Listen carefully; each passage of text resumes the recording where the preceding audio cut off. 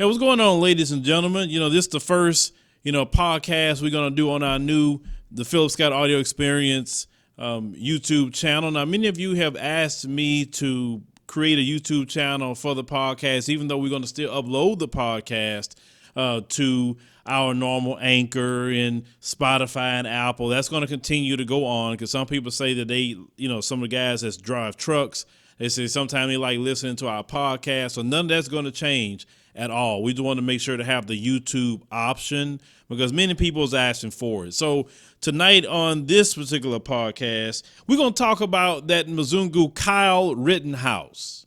Now, I'm going to talk about this because we're going to go more into the mind of the white supremacists, because in order for you to understand the mind of the white supremacists, it's going to be for you between life and death, knowing the mind of the white supremacists and how they operate. You understand?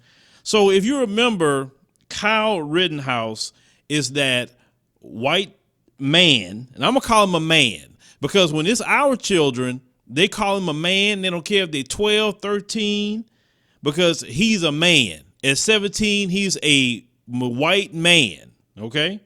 This white man is accused, as we saw in the video, of fatal shooting 2 people in August in the protest in Kenosha, Wisconsin. Now, he was recently released after posting $2 million bail. You understand? Now, think about this. He killed 2 people. He killed 2 of his own people. So you can look at this definitely as a white on white crime. But we're talking about this because I tell people, how you treat your own, why would you expect someone to treat anyone outside of them any better? So Rittenhouse was released Friday afternoon after the $2 million bail was posted through his attorney. And they say the Kenosha County Sheriff's Department spokesman said that that's what happened with him. He came with this amount of money. Now, this man don't have that kind of money at all.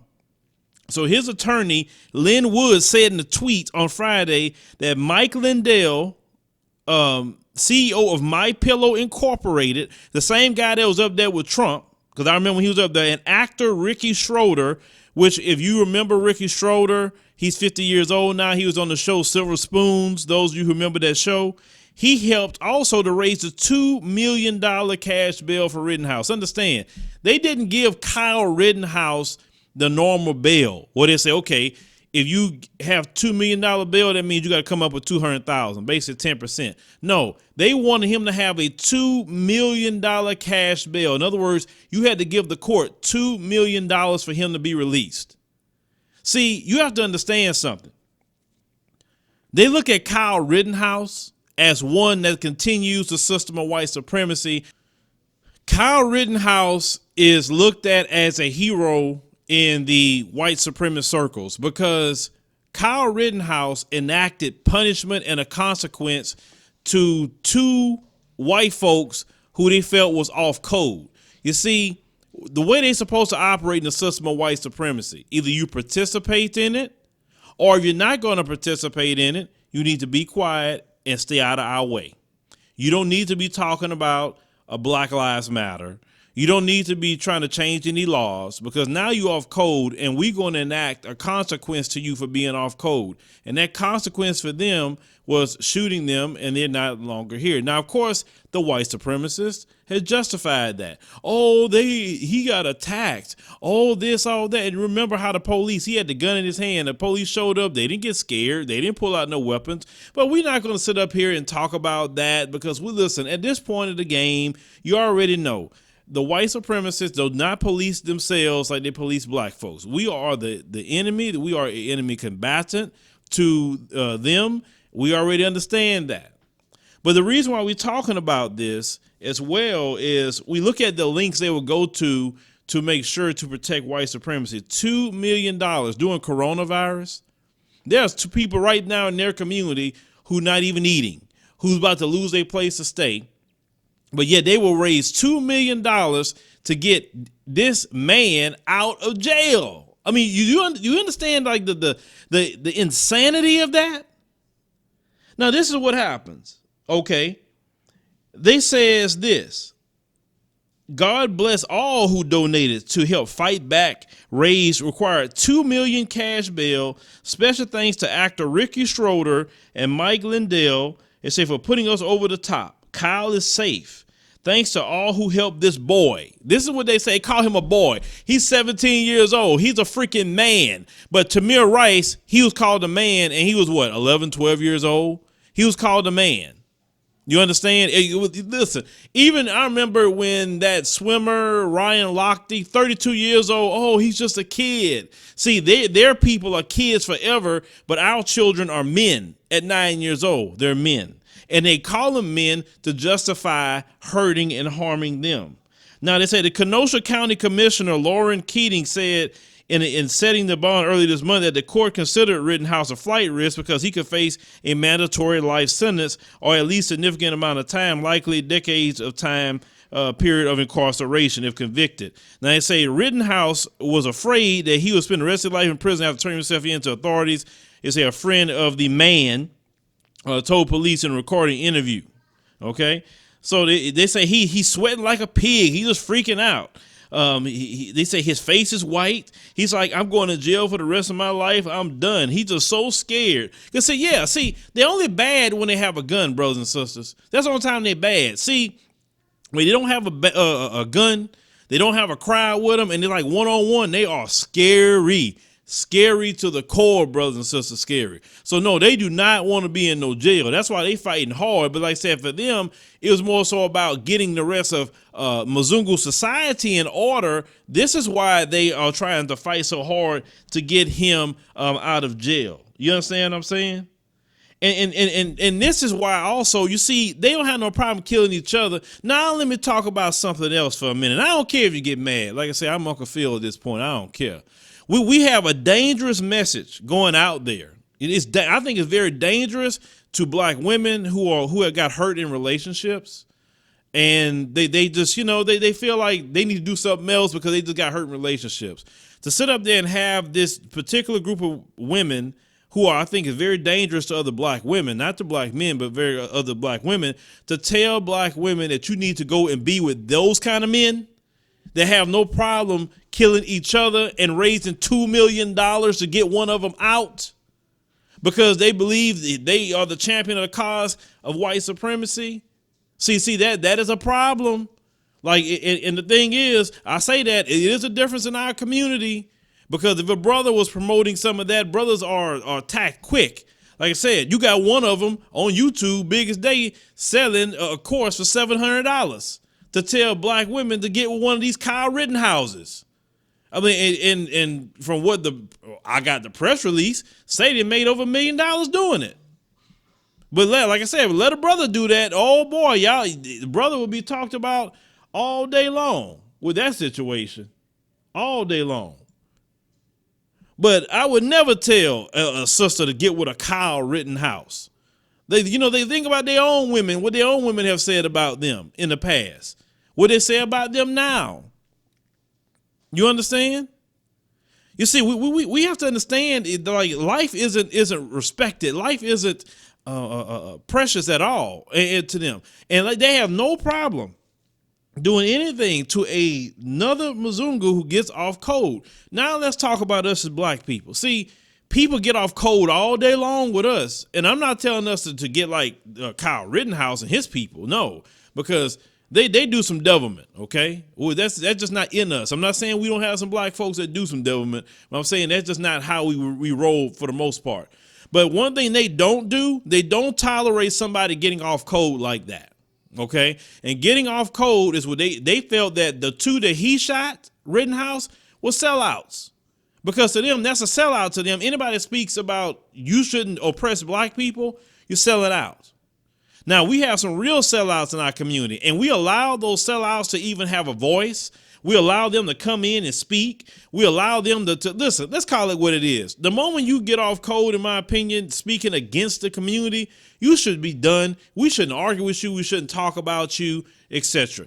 Pick a name. I don't care. You can call a Larry Elder. You can call a Candace Owens. You can call whatever.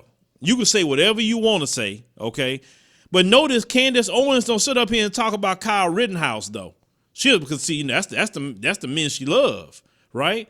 And she can only talk about the men in that community that they approve her talking about. Like she was getting into it with a guy that was wearing a dress. Now, all of a sudden, that you could talk about that one, but all the other things they have done, Candace Owens, and you can't say nothing about them. Okay, but we know. I mean, that's where your bread is buttered at, and they use you to do whatever. But see, people like that, we shouldn't even be having conversations with. We need to cast them out. And yes, we are getting more and more tighter about that.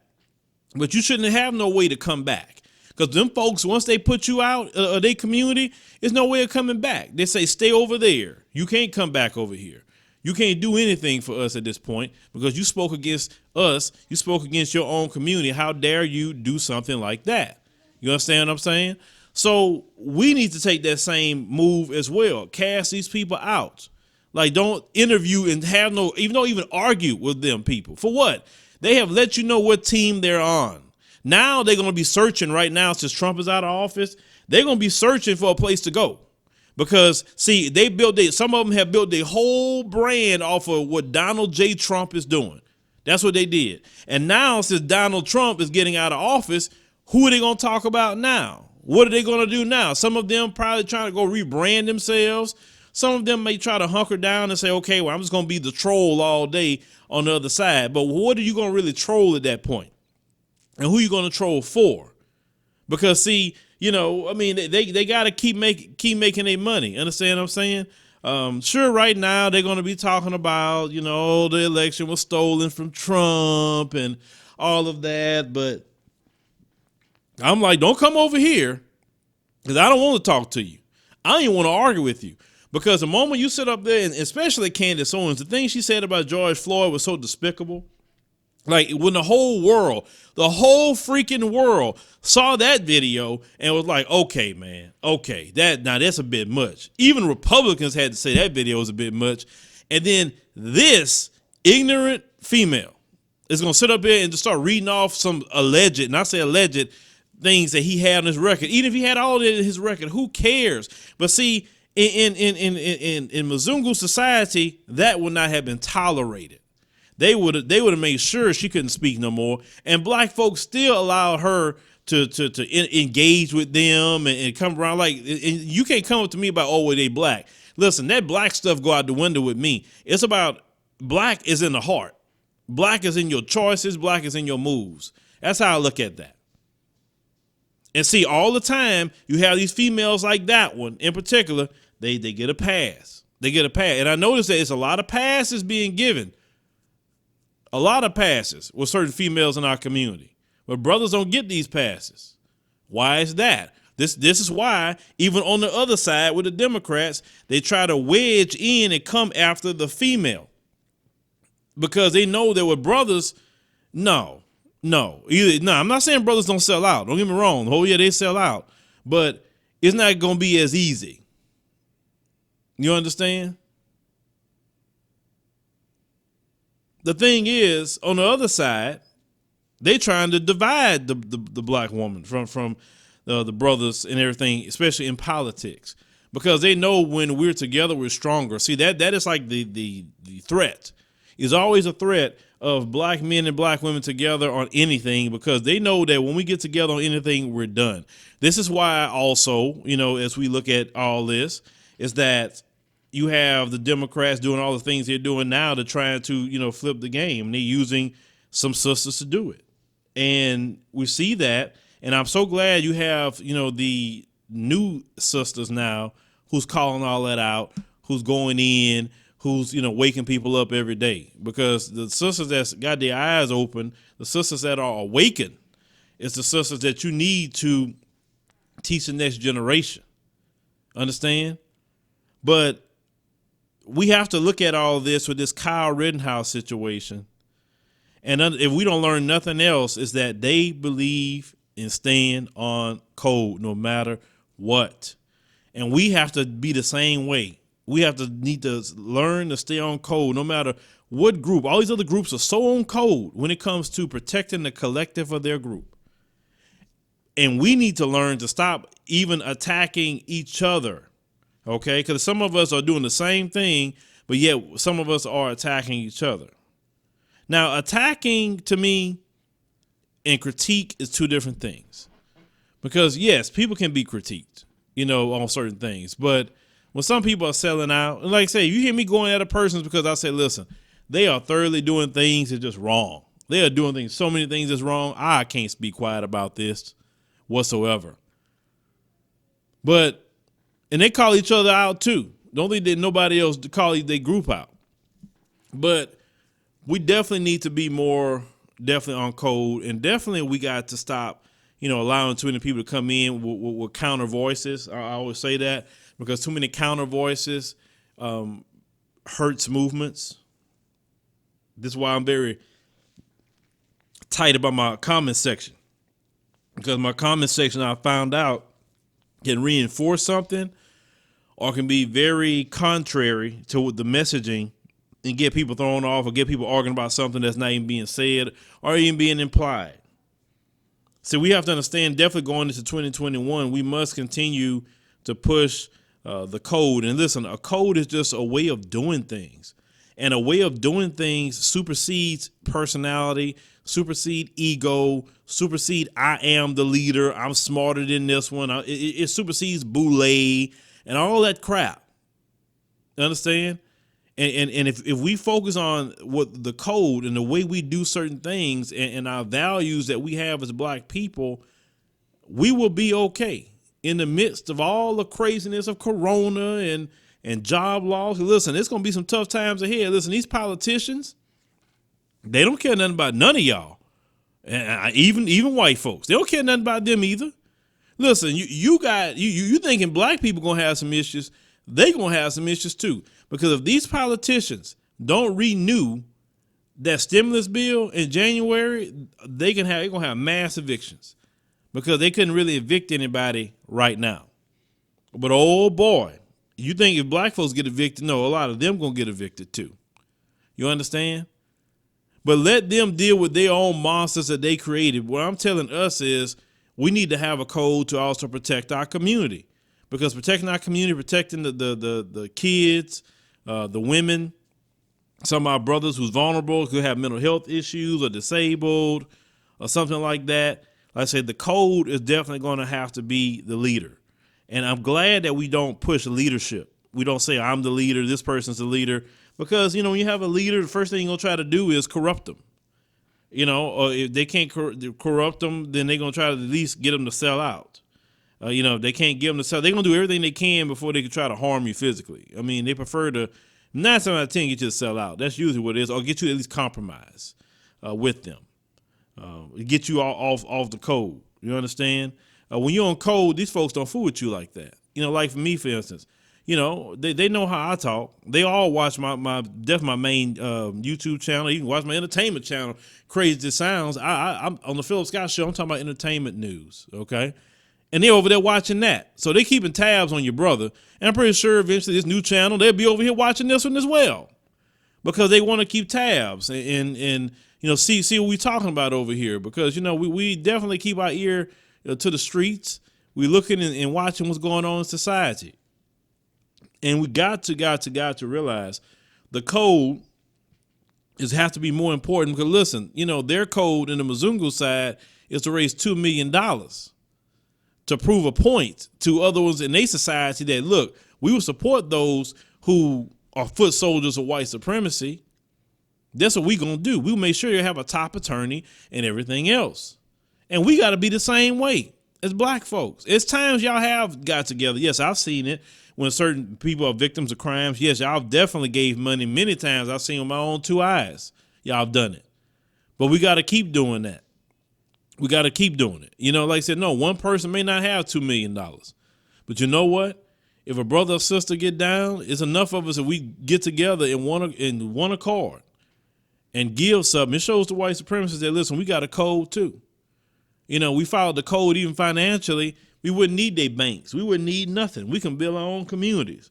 We could buy land and rebuild Black Wall Street without nothing from them. All it takes is a code, but also part of that code is trusting people who's going to do the right thing. And that's really the hard part. Because, yes, there's been some folks that have done wrong. They have folks that, scammed and did some foul things. Black American people believed in them, and then they doing a bunch of BS. Yes, I definitely get that, understand that, and I even look at that in anything that I do.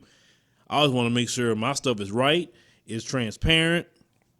I want to make sure that I have all the legal in order, accounting wise, lawyer wise, anything that I'm doing, because I don't want nothing out of order, because due to black folks not being on code and trying to scam other black people, okay, then that's when you have situations where black people don't trust other black people. Because I understand, yes, you had your Bernie Madoffs and other scam their own people too. But we just take a little bit, and we get really upset because people come in and mess with our emotions and try to galvanize us to give something, and we don't have it like them folks have it, because like I said, they got their money from slavery. We didn't have no slavery money, and then it makes it harder, and that's what pisses me off as a black man. That's why sometimes I don't even do GoFundMe, or I don't do certain things. I do things like a Cash App, or if you decide to give on PayPal, or if you do a Patreon, if you want to be a Patreon member, something like that. But other than that, I do not do, because we've had too many people mess it up, and that's sad. That is so sad, for that to go on like that. But, unfortunately, like I said, that has to be a consequence. If you take money from the people and you don't do what's right, you need to be out of here. Nobody needs to deal with you. And if you did wrong, criminal charges need to be pressed on you too, because you shouldn't be taking black people's money like that. Say you're gonna do a project and you don't even do it, or you hee-hawing around or playing around. No.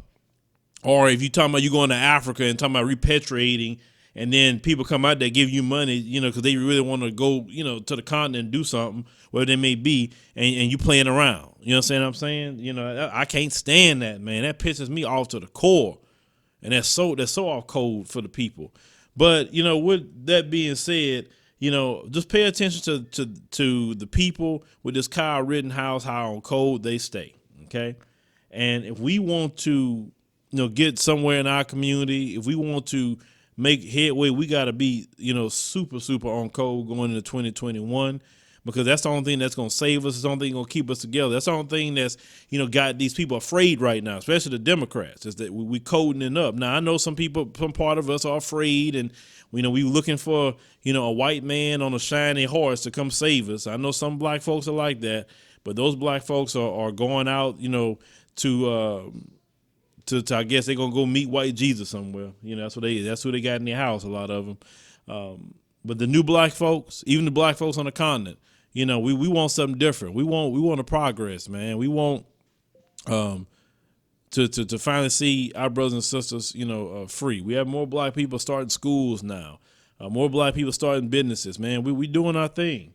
We definitely doing our thing. And, I'm seeing more and more black people buying homes and doing all, like I said, we are definitely progressing as a people. Don't let nobody tell you that we're not progressing. That's what they getting afraid of. And they seeing us getting all together, getting on code, getting our political game right. We tightening all that up. You look at Kamala and Joe Biden, they're not liking that being on code. They're not liking it. That's why they're trying to break off black women. They're trying to pull something that they can't pull off. Because you know what? Black women are suffering in this country, and black men are suffering together in this country.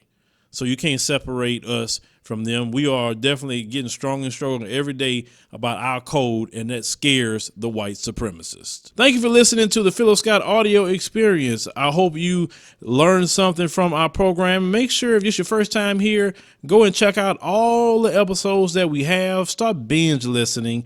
That way you can get acclimated to everything that we're talking about. If you like our show, and we would greatly appreciate you liking the show, support us monthly. You can do it as little as $1 or more. Support of the show helps us to keep going, helps us to change, upgrade, buy equipment.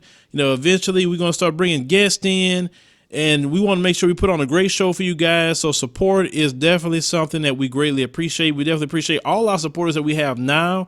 We love you. We cherish you. Thank you for everything that you're doing. See you next time.